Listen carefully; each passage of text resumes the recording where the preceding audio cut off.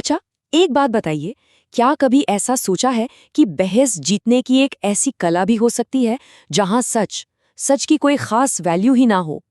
आज हम बात करेंगे उसी पुरानी, उसी प्राचीन कला की जहां सच्चाई से कहीं ज्यादा जरूरी हो जाती है जीत। ये एहसास हम सब जानते हैं ना।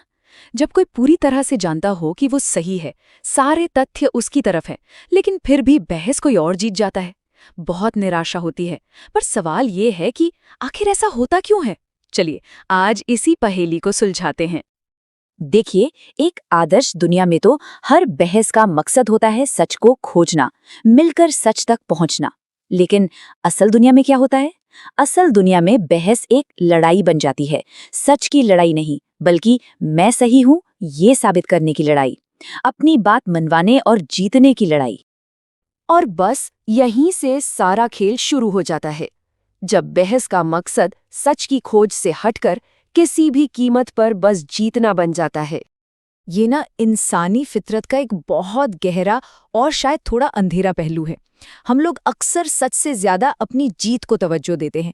जीत इतनी इतनी जरूरी हो जाती है कि उसके लिए सच को थोड़ा बहुत या कभी-कभी बहुत ज्यादा तोड़ मरोड़ देना भी मंजूर हो जाता है। और इसी कला को रिटोरिक या वाक्पटुता कहते हैं। मतलब बहुत सीधा है, सच क्या है उसे किनारे रख दीजिए, बस अपनी बात मनवा लीजिए। यहाँ तथ्य मायने नहीं रखते, बल्कि ये मायने रखता है कि कौन ज्यादा मजबूती से अपनी बात रख सकता है। और हाँ, ये मत सोचिएगा कि ये कोई आज की कोई नई बात है। अरे नहीं, इस कला की जड़ें तो इतनी गहरी हैं कि हमें हजारों साल पीछे जाना होगा, प्राचीन दुनिया में। तो चलिए देखते हैं कि ये सब शुरू कहाँ से हुआ।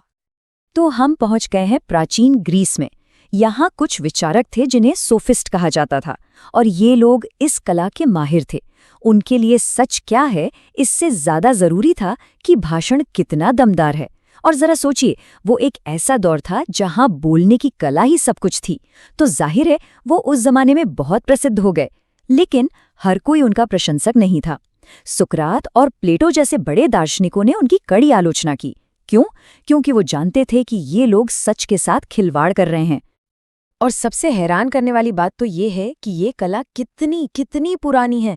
सोचिए, 5वीं सदी ईसा पूर्व में सोफिस्ट ये सब सिखा रहे थे, और फिर हजारों साल गुजर गए और 1831 में एक दार्शनिक आर्थर शोपेनहावर ने ठीक इन्हीं चालाकियों पर एक पूरी की पूरी किताब लिख दी। इसका मतलब क्या हुआ? मतलब साफ है, इंसान की फितरत ज्यादा नहीं बदली है। तो अब कहानी में एंट्री होती है आर्थर शोपेनहावर की।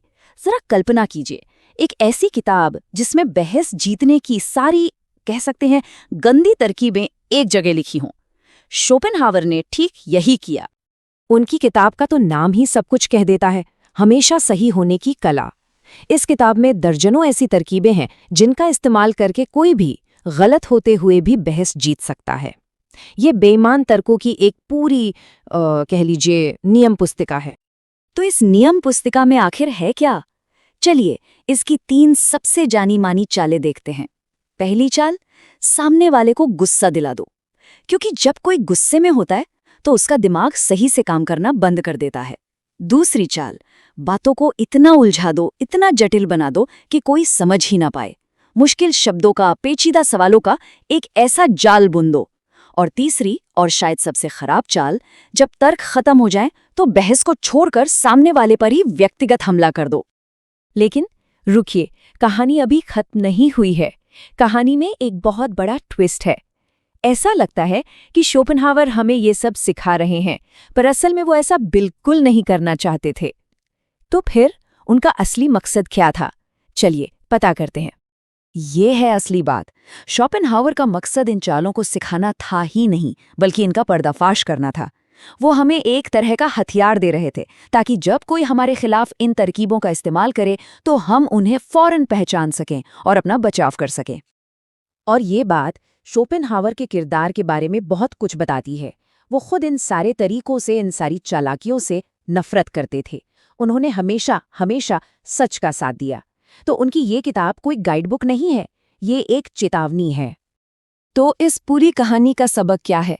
सबसे बड़ा सबक ये है कि हमें इन तरकीबों को सीखना नहीं है, बल्कि इन्हें पहचानना सीखना है, ताकि जब भी कोई हमारे खिलाफ इन चालों का इस्तेमाल करे तो हम उसे पकड़ सकें। क्योंकि जिस पल आप उस चाल को पहचान लेते हैं ना, उसी पल उसकी सारी ताकत खत्म हो जाती है, और तब हम वापस एक सच्ची और ईमानदार बहस की तरफ लौट सकते हैं। याद रखिए, जागरूकता ही असली शक्ति है। तो अब जब ये पूरी नियम पुस्तिका हमारे सामने है, एक सवाल तो मन में उठता है। अगली बार जब कोई राजनीतिक बहस देखेगा या सोशल मीडिया पर कोई लड़ाई छिड़ेगी या फिर रोजमर्रा की किसी बातचीत में, क्या इन तरकीबों को पहचाना जा सकेगा? ये सोचने वाली बात है।